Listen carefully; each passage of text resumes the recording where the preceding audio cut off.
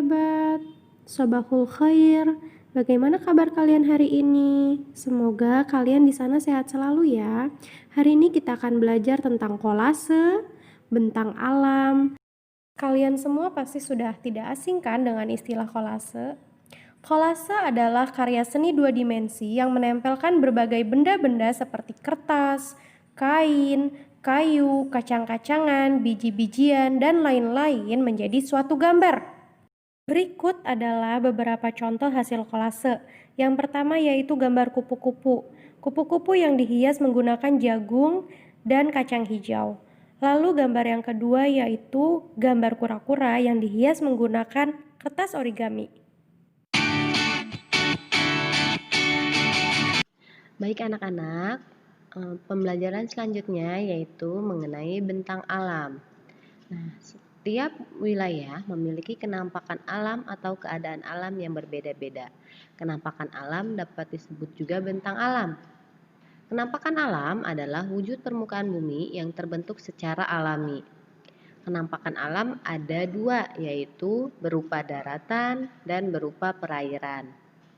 Nah, di sampingnya ada beberapa contoh bentuk kenampakan alam ya sayang.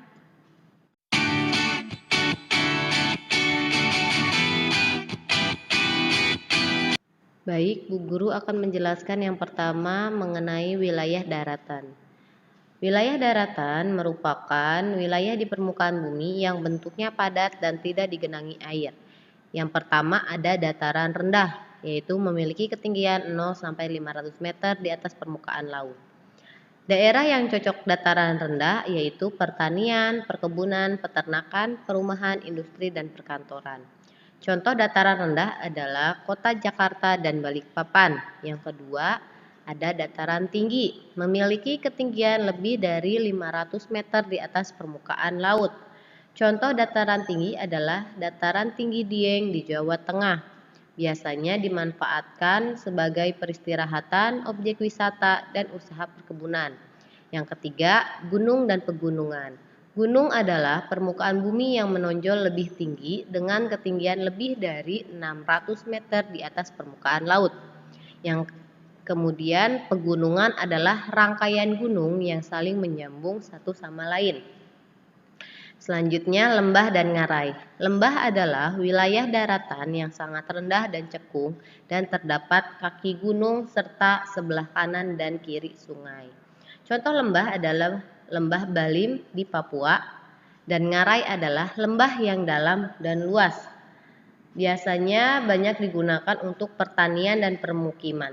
Contohnya yaitu Ngarai Sianok di Sumatera Barat.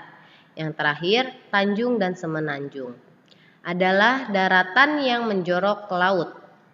Kemudian, perbedaan antara Semenanjung dan Tanjung yaitu Semenanjung berukuran besar dan Tanjung berukuran kecil. Contoh Tanjung adalah Tanjung Priuk di Jakarta dan Tanjung Perak di Surabaya. Baik anak-anak, kita akan melanjutkan pembahasannya mengenai wilayah perairan. Mari disimak.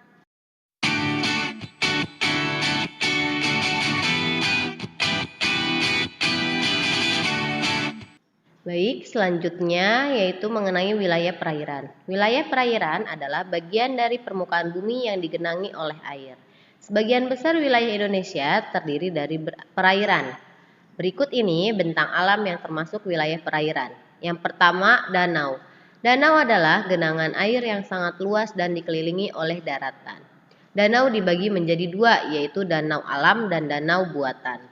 Danau alam adalah danau yang terbentuk karena peristiwa alam, misalnya letusan gunung berapi, pengikisan tanah, dan pergeseran permukaan bumi. Contohnya, terbentuknya Danau Toba di Sumatera Utara akibat letusan gunung berapi pada zaman dahulu. Kemudian danau buatan adalah danau yang sengaja dibuat untuk kepentingan tertentu, seperti waduk atau bendungan. Contohnya yaitu Waduk Jatiluhur di Jawa Barat. Danau dapat dimanfaatkan untuk perikanan, perairan, atau pembangkit listrik tenaga air. Selanjutnya yaitu rawa. Rawa adalah tanah yang rendah dan digenangi air. Biasanya banyak tumbuhan air dan dasar tanahnya berlumpur. Rawa bermanfaat sebagai cadangan air dan mencegah terjadinya banjir. Kemudian ada laut. Laut adalah kumpulan air asin yang menggenangi sebagian besar permukaan bumi dan memisahkan beberapa pulau besar, kecil, dan benua. Permukaan air laut selalu bergelombang, berubah, dan bergerak. Laut yang sangat luas disebut samudra. Selanjutnya yaitu selat. Selat adalah laut sempit yang menghubungkan dua pulau atau lebih yang berdekatan.